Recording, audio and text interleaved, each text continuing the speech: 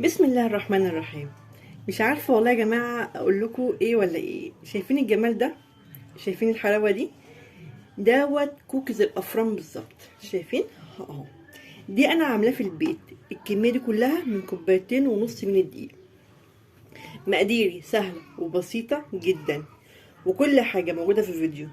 بس قبل ما تخش تشوف الفيديو هنعمل ايه؟ تخش تعمل الاشتراك واللايك وتتفرج على الفيديو وتشوف ازاي هطلع المقدار ده كله من كوبايتين ونص دقيق. شايفين يا جماعه؟ شايفين حلاوته؟ بصوا بصوا عامل ازاي، طعمه خطير. من عجينه واحده عملت الفانيليا والشوكولاته. ماشي، خش يلا اتفرجوا على الفيديو، ومستنيه اللايك بتاعكم والاشتراك. يلا بينا نشوف الفيديو مع بعض. النهارده مقاديري سهله قوي قوي قوي. طبعا اللي عارفني ومتابعني عارف ان انا بعمل كل حاجه الحمد لله مقاديرها متوفره في البيت. عندي ايه بقى الكوكيز اللي انا هعمله النهارده؟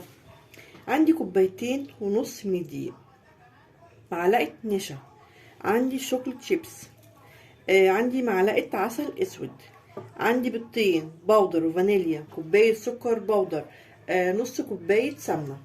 مقاديري حلوه قوي قوي وسهله. كل اللي انا هعمله هجيب الطبق بتاعي، احط فيه البيضتين. يلا يا حبايبي يلا يا حبايبي خشوا لو سمحتوا اعملوا لي اللايك والاشتراك ما تنسوش. هنحط البيضتين بتوعي واقوم حاطه عليهم السكر البودر، واقوم حاطه عليهم السمنه، نص كوبايه سمنه. هي معلقتين كبار سمنه، يعني السمنه ديت معلقتين كبار اهوت. وهقوم جايبه، عندك بقى مضرب كهرباء ماشي، عندك مضرب يدوي ماشي، بايديكي مفيش اي مشكله. يعني ما توقفيش نفسك على حاجه. انا طبعا عندي المضرب الكهرباء بتاعي، فانا هضرب الخليط دوت حلو قوي لغايه ما البيض يدوب مع السكر، وهرجع لكم تاني بعد ما اضرب الخليط ده. هرجع لكم تاني. وضربت الخليط بتاعي اهوت. هعمل ايه بقى؟ كل اللي انا هعمله هجيب الدقيق، اوسع كده ليا، هجيب الدقيق احطه مره واحده، طبعا انا نخلاه. هحط معلقه العسل، معلقه عسل حلوه كده احطها. ليه بقى بحط العسل؟ العسل بيديله كده طعم حلو. يعني ايه، لا بجد بفرق معايا قوي لما بحط عسل، بيفرق معايا قوي. واحط معلقه النشا، طبعا انا لسه احط الفانيليا قدامكم في الاول فهحطها دلوقتي، بتفرق يعني مش هتفرق قوي يعني. هحط الفانيليا واحط البودر بتاعي، وهقوم خلطه الخليط ده كده لغايه ما اكون عجينه. انا كده هجني اقلب. بصوا يا جماعه، بجني اقلب كده بالمعلقه او بايدك براحتك لغايه ما الخليط ده يبقى عجينه. انا بقى عشان ما اطولش عليكم انا هجني اقلب لغايه ما الخليط ده يبقى عجينه، وهرجع اوريكم شكلها هيبقى عامل ازاي.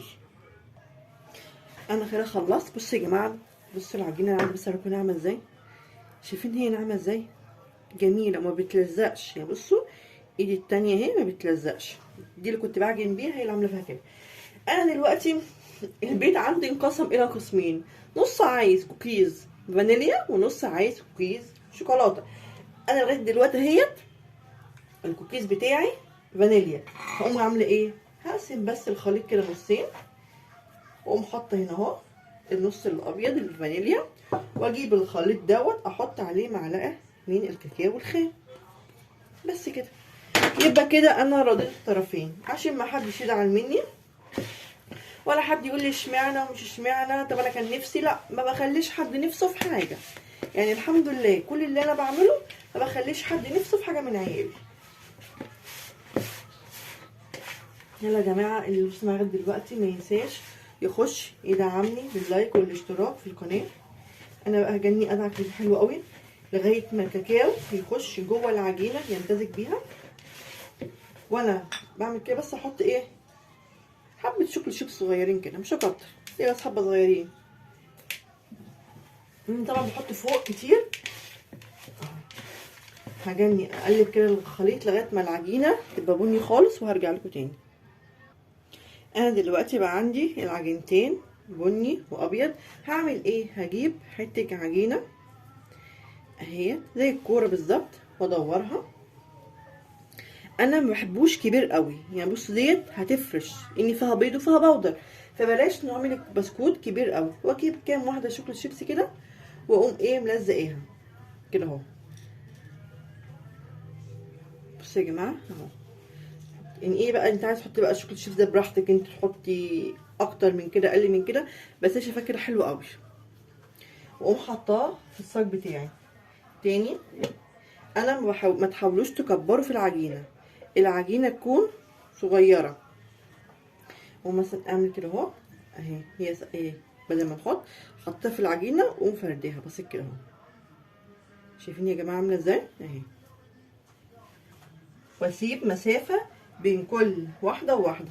اكور كده، اقوم جايبه العجينه حطها كده في الشوكولاته شيبس تسحب وتطلع، واقوم مبططاها شويه كده. شايفين عامله ازاي؟ انا بقى هخلص المقدار بتاعه كله وهعمل الشوكولاته بنفس النظام، وادخله الفرن على درجه حراره 180 درجه لمده 10 ربع ساعه بالظبط.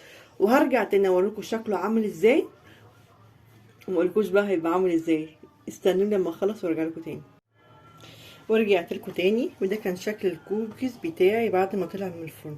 بصوا يا جماعه لو قادره اقول لكم عيالي كلوا منه، انا لحد دلوقتي بس اصورهم يعني.